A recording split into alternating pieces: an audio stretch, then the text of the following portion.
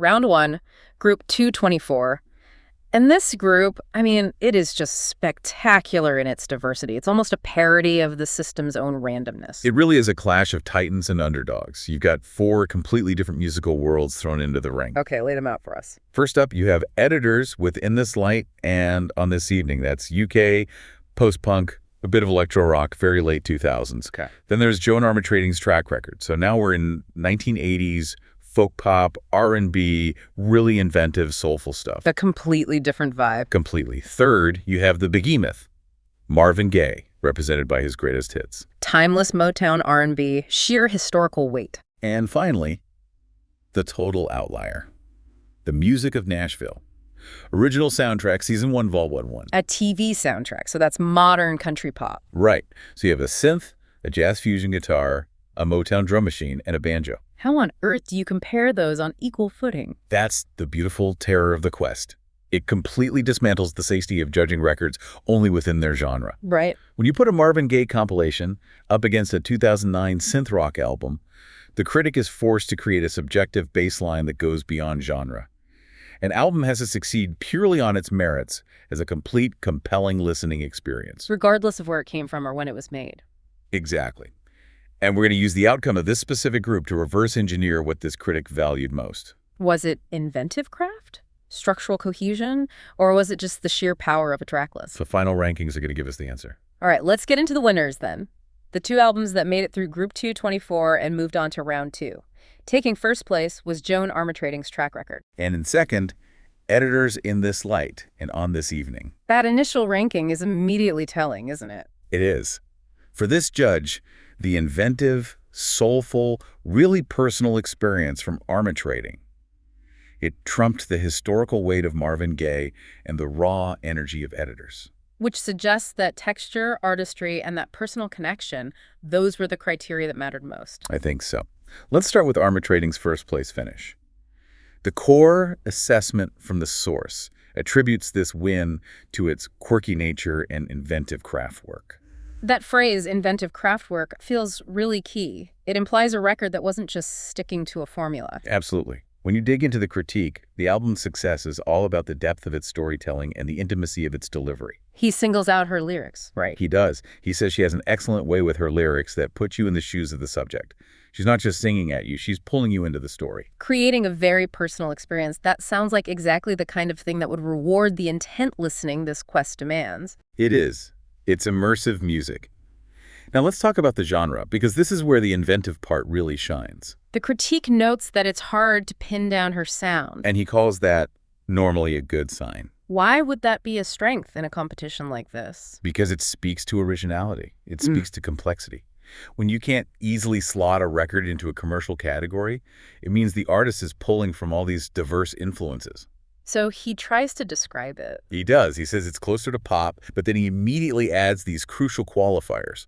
A sprinkling of jazz, which suggests some pretty sophisticated melody and harmony choices. And then there's that wonderful description. An ethereal, tangible world fusion influence at the periphery. That is a critic working very, very hard to describe something unique. It is, and it suggests this deep texture that goes way beyond surface-level pop hooks. It implies rhythmic complexity, these sort of airy, global sounds that enrich the album without overwhelming the songs themselves. So it's that subtle complexity that elevates it from just pop into genuine craft work. Exactly. It's music designed to be unpacked over multiple listens. Yeah. Perfect for the kind of rigorous analysis this album quest requires. The review calls the collection rather delightful and highlights tracks like I'm Lucky and, of course, the classic Love and Affection. But the element that really seems to have secured the win, the most subjective, maybe controversial factor, was nostalgia. Right, the elephant in the room. The author says a lot of the album seems strangely familiar, even though they couldn't remember ever actively listening to it. And the speculation is a common one. Their father must have played it a lot during their childhood. So the material was basically internalized years ago. It had this powerful, pre-approved status. It did. Okay, wait a minute, though. If the goal is to find the best album now, based on rigorous, intent listening, how can we accept a result where the winning record benefits so much from the judge's specific childhood history? Doesn't that make the methodology biased? Flawed, even. That's the central tension in any attempt to rank art, isn't it? But this competition is explicitly defined as a personal quest. So personal history is a valid input. It has to be. That ghost of nostalgia, as you called it, is fair game. While it might disqualify the results from being some kind of objective, global best ever list, it perfectly fulfills the quest's own criteria, finding the best album for him. So if an album comes preloaded with an emotional connection, a warmth, a familiarity, It immediately has an advantage over material that has to work from scratch to build that rapport. Track record didn't just win on craft, it won on recognition. And that makes it an incredibly resilient contender. so we learn that in a competition based on this kind of focused critique, the emotional history of the judge can be the deciding factor, even over something like historical importance. Armatrading leveraged her innate structural strength, that inventive composition, and she augmented it with the unbeatable power of personal memory.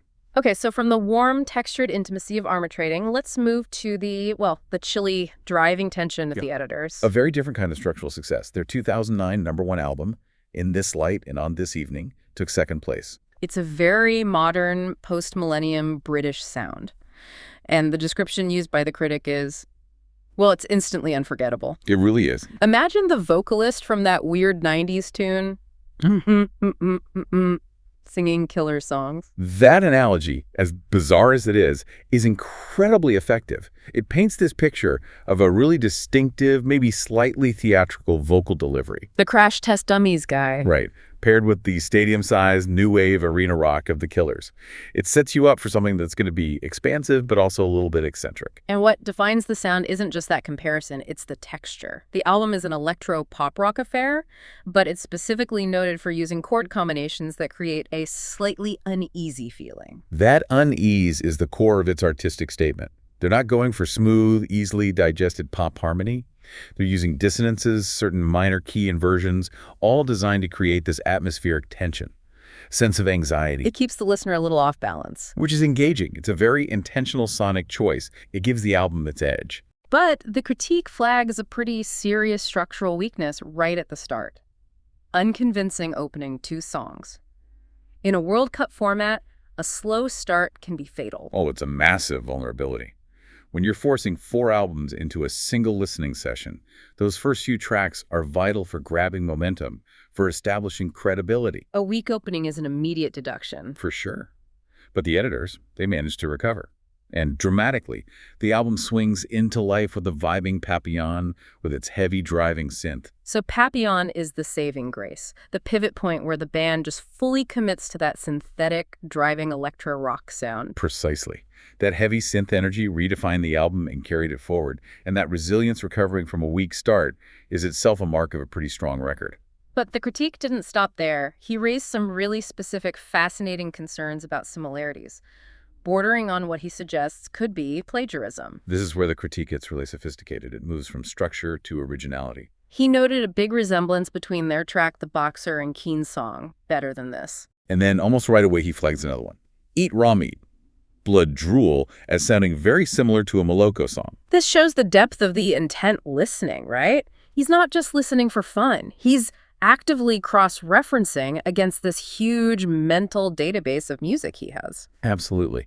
And raising concerns about 2 separate tracks borrowing so heavily, it suggests a lack of originality in key spots.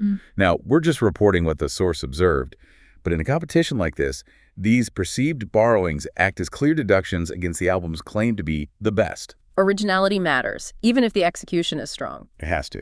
So if we add it all up, they overcame a weak start, they created this really tense, successful atmosphere, but they took hits for a perceived lack of originality.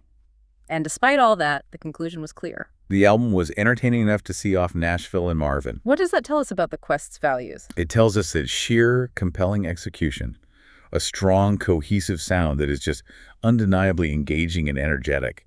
It can compensate for some structural flaws and even originality concerns. So the editors succeeded on their powerful, unique vibe. That's what got them the silver medal and a ticket to round 2. Right. It demonstrated that the single artist, synth-driven statement was ultimately more cohesive than either of the compilations they beat. Okay, we've analyzed the winners. Cohesion, inventive craft. Now let's pivot to the 2 albums that failed to progress. This is where we learn the most about packaging, structure, and the consequences of the physical medium. This section is really the structural blueprint for failure. You have a legend, Marvin Gaye, coming in last, and a modern high-production soundtrack finishing third. Both were compilations. And both were defeated by external factors, the quality of the artifact and the competence of the curation, not purely by the quality of the content itself. Marvin Gaye, one of the foundational voices of American music, finished dead last in this group. That fact alone is just astonishing. It's an indictment, not of his talent, but of the specific artifact that was being judged. And we have to start with the most brutal, tangible flaw, the physical medium. This is a powerful lesson in context and technical bias. The primary technical flaw cited was the condition of the specific copy he used. It was a 1966 Greatest Hits LP, and it showed tangibly perceptible wear on the record coming through to the speakers. So you could hear the crackle. The noise from the vinyl itself was corrupting the sound experience. Exactly. The album was being penalized not for its music, but for its age and how it had been handled. So in this quest, the condition of the vinyl is an objective measurement that influences the subjective ranking. It's an evaluation of the artifact as much as the art. Precisely. The quest's methodology forces the judge to evaluate the listening experience as it happens now. If that experience is degraded by crackle or distortion, that artifact just can't compete against a pristine digital file or a brand new pressing. Regardless of the genius in the grooves. Yeah, it's a crucial distinction. The quest judges the delivered product. And beyond the technical state, there was a major content flaw tied directly to the fact that it was a compilation from 1966. It's fundamentally incomplete. It's missing a few of his signature tunes, most famously. Heard it on the grapevine. Right. And because that track wasn't even recorded until years after this specific compilation was put together, the collection is structurally deficient from a modern perspective. A greatest hits that's missing arguably his most iconic song. It just forfeits credibility in a competition that's aiming for the best. It really does. But despite these huge handicaps, the vocals still shine. The source confirms Gaye's superb vocals shine through as you would expect. That's the irony. The raw talent is undeniable. The Motown R&B foundation is joyful, energetic, it's classic, but even the arrangement choices got critiqued. The backing singers were noted for sounding a bit too high pitch and not being able to rival Gaye's delivery. So even minor production imbalances become significant flaws under this kind of intense listening. They do. But the truly fatal blow, structurally, was mid-album fatigue. This is the definitive compilation error. Absolutely. The collection loses its way midway through with a sequence of tracks that are too similar in style and melody. In a strong album, every track should provide something new, a new dynamic, a shift in tone. And here, the middle tracks just blurred together. They failed to stand out beyond those early hits like How Sweet It Is or I'll Be Doggone.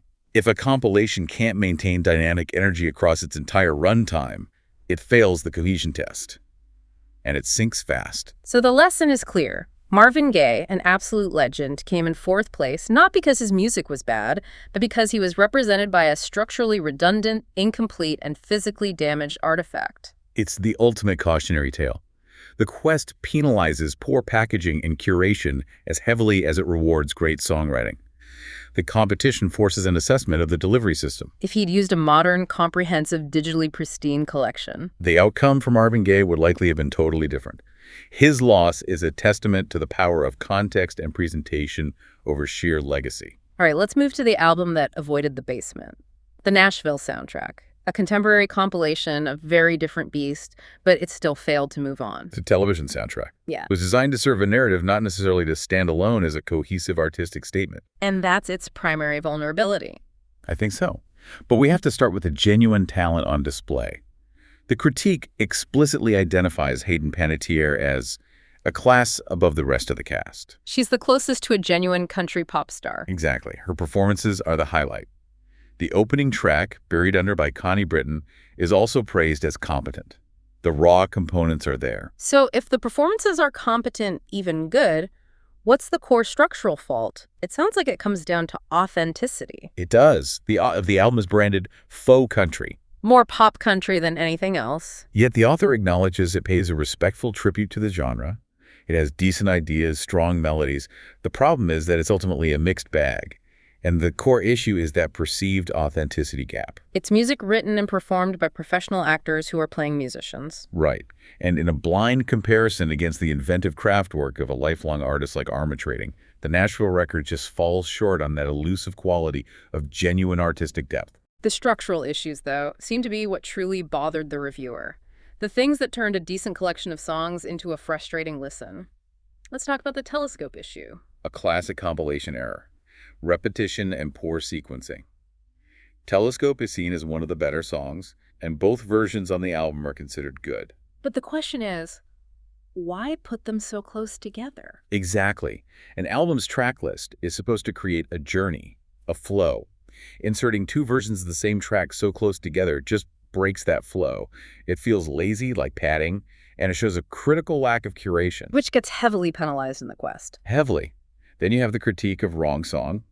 The author calls it pure cheese, but the deeper structural issue relates back to the show's narrative. It was unfit to be a duet. This is where the critique moves beyond just the music. The song is cheesy, sure, but the real problem is that it's a duet for two characters who are supposed to be rivals in the show's storyline. Forcing them to sing a soft, almost reconciliatory track, it just undermines the conflict.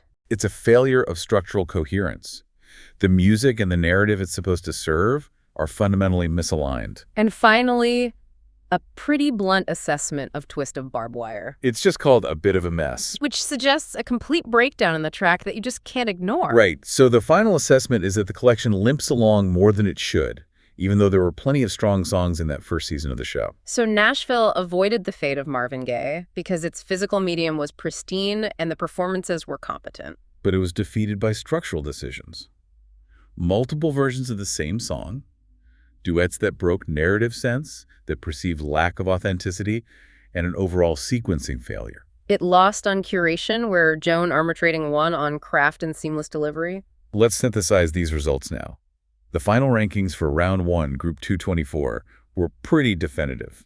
First, we had Track Record by Joan Armatrading. The winner, driven by that inventive craft and the power of unconscious consumption. Second, In This Light and On This Evening by Editors. The runner-up, succeeding on its unique, driving execution, despite some flaws. Third place went to The Music of Nashville, defeated by poor track sequencing and that authenticity gap. And in fourth place, Greatest Hits by Marvin Gaye, sunk by physical media wear and compilation failure.